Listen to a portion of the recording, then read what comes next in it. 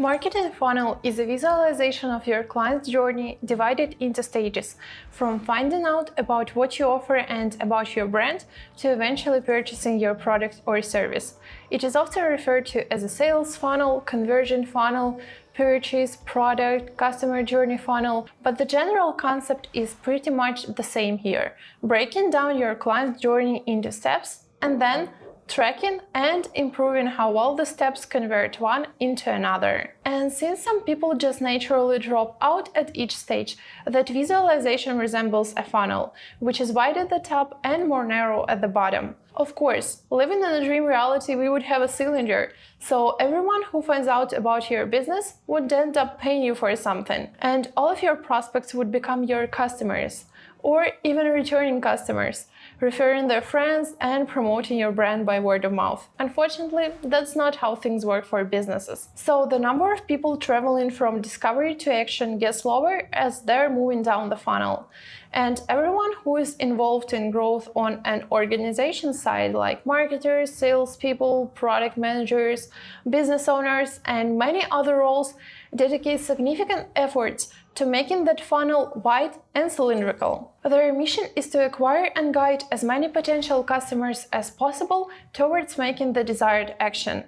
Now that we know that the marketing/sales funnel is basically a generalized view of your client journey, I want to give you an idea of why we need funnels, so that you better understand the purpose behind such generalization and know how funnels can help with growing your business. So there could be numerous reasons why prospects who began their journey with you have not yet become your clients, and it could take you forever to make the right assumption about why that happened.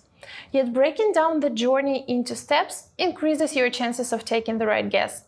Apparently, as soon as you know the drop-off reason, you could fix that and get more people to become your clients, hence operate more successfully. As you can see, revenue growth is mainly achieved through funnel improvements. So you either get more people in there or just convert them better. That is the entire point of building and tracking conversion funnels. Apart from gathering insights, tracking funnel conversions on a regular basis helps to control your business performance and get alerts on both positive and negative changes that may occur at any stage. You're probably curious to build your own funnel and see the big picture right away. But first, it is necessary to become familiar with some common funnel types, their differences, and popular approaches towards building those. As soon as you understand that part, you will not struggle with building an efficient funnel for your business. As funnels apply to any industry, brand, or company type, there is no one-fits-all funnel version. So your customers might follow a different journey depending on whether you're a part of a B2B or a B2C company, and you can customize your funnel according to the journey. Maybe you want them to make a purchase online or in store, or maybe just fill out a form on your website or download and then subscribe to your app. It always depends. Some funnels have many stages, while others just have a few, with different names and actions taken on both customers and business sides. Although everyone names their stages differently and funnels may diverge at the micro level, the majority include the same basic stages at the macro level. In the beginning of their journey, people develop an intent to solve some sort of problem that your business could help them with. Next, they start looking for a solution like yours and make the first contact with your business. That's when they become aware of the product or service that you're offering. Next, they develop an interest and start evaluating your offer. And finally, they buy from you. So at the highest level, we have top of the funnel, middle of the funnel, and bottom of the funnel sections. Then we have certain stages in each of the three sections. There are numerous approaches to the funnel concept, so we will take a look at the most popular frameworks just to get you familiar with those, and then focus on one that is like the most preferred in the modern tech and startup industry. Let's start off with a super simple layout, just to not get you overwhelmed.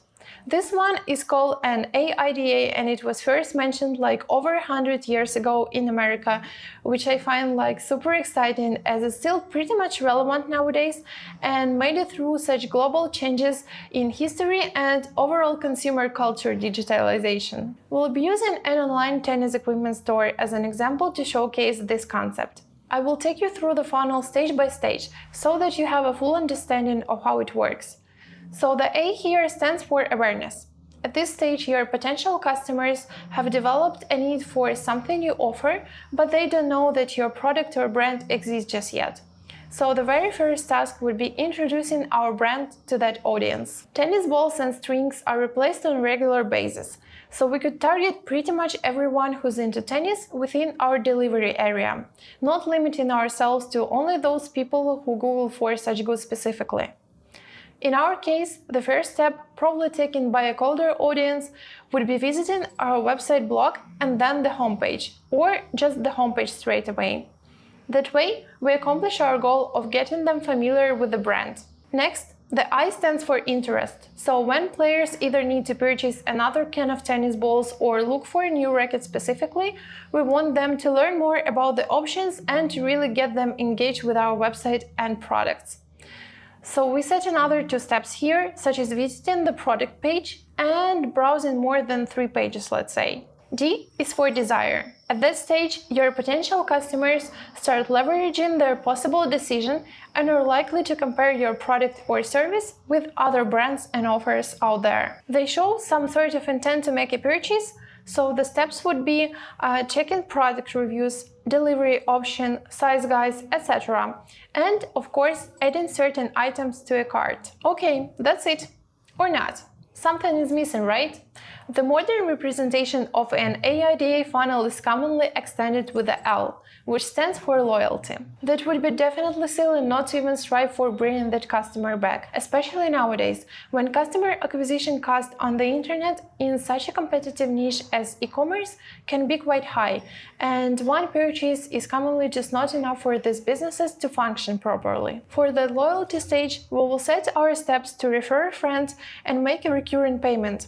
And that wraps up the first simple example. Now let's proceed to the next one, which is a bit more complex. By the way, if everything looks clear and you're liking this video so far, please let me know by giving it a huge thumbs up and subscribing to Railsware Product Academy channel. This will help us to keep up with more videos like this one. So one of the most widely adopted funnel frameworks in the modern tech and startup industry is this one by Dave McClure. Can we just please rely on the computer voice to pronounce that for me? Did you mean Siri say AAARRR? So I already have the actions filled in advance to not go through that process once again and to not get you bored as well. Let's just quickly check what stages are there and cover the conversion tracking part, which is a very important piece to complete our puzzle. Let's suppose that we have a mobile app with a subscription-based pricing model. So we want to provide our users with some sort of a free trial so that they can see whether it does fit their needs or not before we charge them. First of all, we need to acquire people who will install our app. Then, at the activation stage, we want them to engage with the app content so that they really understand the value it provides. Next, as for the retention part, we want them to come back and reach a certain limit where they would need to subscribe in order to use our app at its full potential. And another R here stands for revenue. In this case, when the user decides to subscribe, we start getting revenue from their subscription. And that revenue depends on their lifetime value, basically how long they will remain subscribed to our app. Last, but definitely not the least, we also have that referral stage at the bottom of our funnel, where we want our users to bring as many other new subscribers as possible. In this example, I want to focus on funnel metrics. Metrics help measure volumes and conversion rates from stage to stage. They tell you how your efforts are performing through the entire customer journey and help identify both bottlenecks and opportunities. Let's see how this funnel is transformed after we apply metrics alongside previously determined steps. Now, it's not just a simplified customer journey visualization, but a powerful and insightful tool that could help you gather actionable insights to scale and grow your business. There are so many other funnel frameworks that you could find on the internet, but the majority just mimic the first 2 frameworks that we discussed in this video. The interesting trend, however, is how nowadays businesses prioritize building long-term relationship with their existing customers over trying to get as many new leads as possible to enter their funnels. This trend brought us an extended hourglass framework, where whatever happens after the initial purchase is reviewed just as thoroughly and precisely as potential customers are nurtured before they pay for the first time.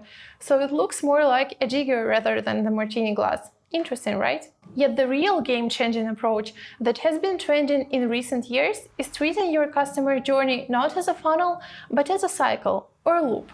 McKinsey and Company were one of the first who came up with an idea that the initial purchase experience influences not only whether the client will likely come back and repurchase, but their feedback also impacts other customers' path and decision-making process. According to Brian Belfour, a growth expert, and his partners from Reforge, funnels were a great starting point. However, they have their downsides as well. For example, companies build their structure in such a way that different departments are responsible for specific funnel stages, and they optimize their key metrics at the expense of each other. The idea of growth loops is about creating closed systems where the input through some process generates more of an output that could be reinvested in the input. Overall, loops seem to be a great next-level tool that helps you to get rid of functional silos, to keep your teams on the same page, and find the growth opportunities by understanding how one cohort of users leads to another. The only con is that determining the growth loops for your product is not as easy and straightforward. You would need to dig into lots of data about your users' behavior and probably just have a great scalable product to be able to spot such patterns among your clients' actions. But it is definitely something I would keep thinking of and looking for continuously, having a regular funnel set up in the first place. Let's now just quickly sum up what we have just learned. Conversion funnel is a visualization of your client's journey broken down into steps. It is also called a marketing funnel, sales funnel, purchase, or customer journey funnel. What you call it basically depends on your perspective and how you or your team impact the funnel. Funnels help gather insights about your customers, identify bottlenecks and growth opportunities, as well as get alerts on both positive and negative changes. There are numerous funnel concepts, but they share the same stages at the macro level: awareness, consideration, and decision. The most popular funnel framework, which has been around for over a century, is an AIDA, or I would even say AIDAL, which is more up to date. However, in the modern tech and startup industry, companies stick to a framework called AARRR. A more sustainable alternative to building funnels is identifying growth loops. We suggest having a basic funnel setup anyways, but definitely keep looking for a loop connection between your funnel outputs and inputs. That is it for today, guys. Thank you for staying with us up to this point. If you would like to see another video on how to build a conversion funnel for your business, let us know by liking this video and subscribing to Belfour Product Academy channel. Also, don't hesitate to share your thoughts in the comment section below. See you in our next one.